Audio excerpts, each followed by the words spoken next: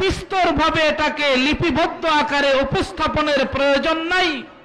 শুধু ইসলামের কালেমাটাকে যদি কেউ দিল থেকে চিন্তা করে, ওই ব্যক্তির জন্য এই কালেমার থেকেই শিক্ষা অর্জন করে ইসলাম ধর্ম গ্রহণ করার জন্য যথেষ্ট হবে।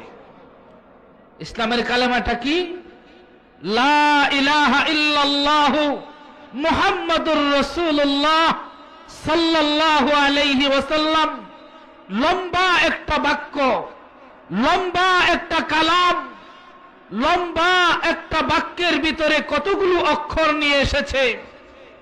এই কালেমার ব্যাপারে একজন কবি বলেন, লা ইলাহা और इल्लल्लाह में नुक्ता नहीं, ला इलाहा और इल्लल्लाह में नुक्ता नहीं, देखिए क्या रंज है कुदरत की इस पैगाम में, आप जाफा गैर मुमकिन है मोहम्मद की कसम, एक नुक्ता के भी गुंजाइश नहीं इस्लाम में।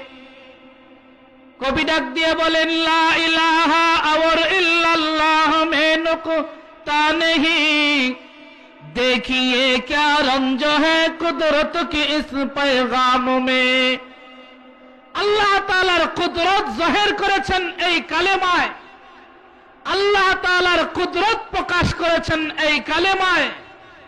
आब जाफा गैर मुमकिन है मोहम्मद की कसम, एक नुक्ता के भी गुंजाइश नहीं इस्लाम में, ला इलाहा और इल्लल्लाह में नुक्ता नहीं।